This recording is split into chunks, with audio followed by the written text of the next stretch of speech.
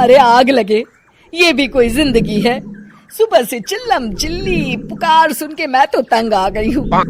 अरे वो भी क्या दिन थे जब मैं गांव में रहा करती थी। पहले बड़ी सुखी थी मैं। पहले मेरी जिंदगी क्या थी और अब क्या हो गई है। शहर में तो लोग भेड़ बकरी की तरह जीते हैं। जीने का असली मजा तो गांव में है। क्यों, क्या हुआ माँ जी? आज गांव की बहुत याद आ रही है आपको? अरे हाँ बहू, शहर का जीना भी कोई जीना है। लोगों की आधी जिंदगी तो सड़कों के ट्रैफिक में निकल जाती है और यहाँ रखा ही क्या है।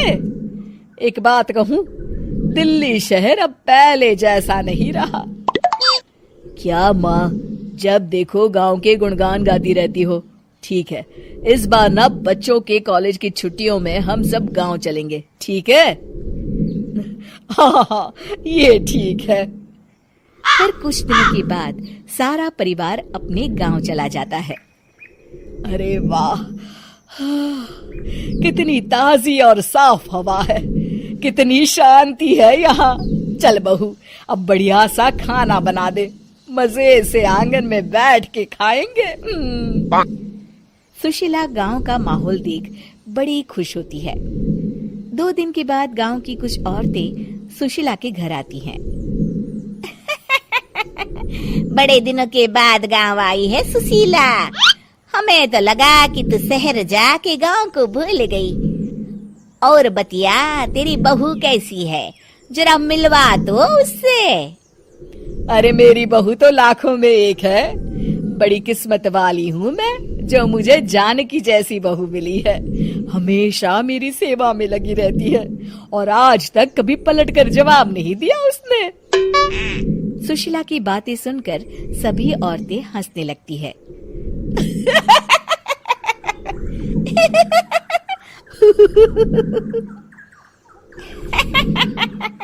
अरे कुछ भी बोले जा रही है।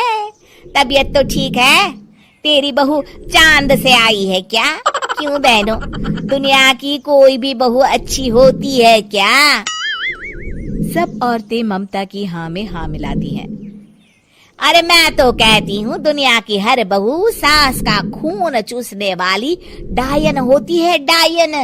मैं तो एक बिल में 1000 सांप के साथ रह सकती हूँ, लेकिन अपनी बहू के साथ नहीं रह सकती। हाँ, तूने सही कहा। मेरी बहू तो तेरी बहू से भी 2 कदम आगे है। सब औरतों की बातें सुनकर ममता मन ही मन बड़बड़ाती है। अरे ये गांव सुधर गया, लेकिन औरतें नहीं सुधरी। अगर थोड़ी देर और इनकी बेवकूफी भरी बातें सुनूंगी तो मैं सच में पागल हो जाऊंगी। फिर सुशीला उन औरतों को घर से दफा कर देती है और राहत की सांस लेती है। अरे बहू, जरा बाम लाके मेरे सर पर तो लगा दे। उन औरतों की फालतू बातें सुनकर मेरा सर चकरा गया है। इस गांव की औरतों का तो भगवान ही मालिक है। फिर अगले दिन सुशीला की सास उससे कहती है, अरे बहू, तू यहाँ क्या आराम फरमाने आई है? आखिर ये तेरा ससुराल है। चल चल, घर के कामों में हाथ बटा। शहर में कुछ काम धाम तो करती नहीं है। जरा अपने आप को तो देख, कितनी मोटी हो गई है। सारा दिन घर का काम करने के बाद शाम को सुशीला, हाय मेरी कमर, हाय मेरे पैरों ने तो जवाब दे दिया। आज तो मुझसे मक्खी भी न मारी जाएगी। अरे बहू, जरा आकर मेरे हाथ पैर तो दबा दे। जी माँ जी, अभी आती हूँ। तभी सुशीला की सास जानकी को रोकते हुए कहती है, अरे रुक जा बहू, एक दिन काम करके इसको इसकी नानी याद आ गई।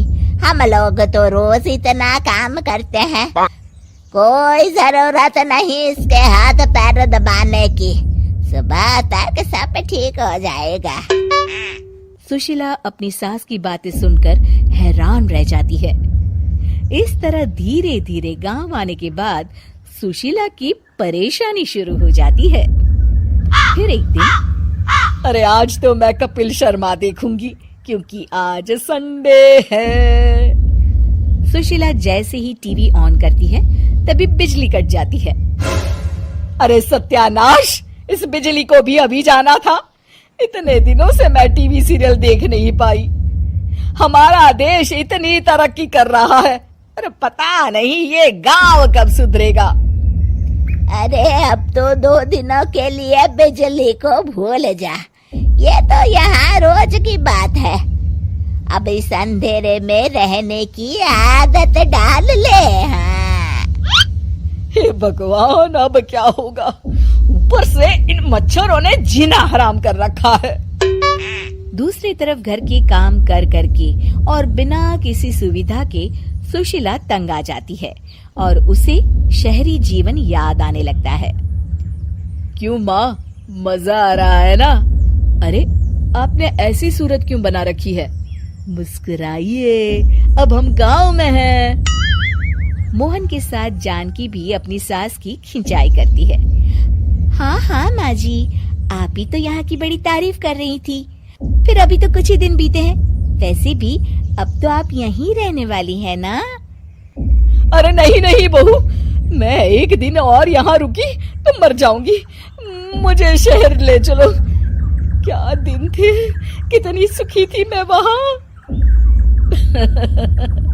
ठीक है माँ, हम कल ही वापस शहर चले जाएंगे। इस तरह सुशीला शहर आ जाती है और फिर कभी दोबारा गांव जाने की जिद नहीं करती।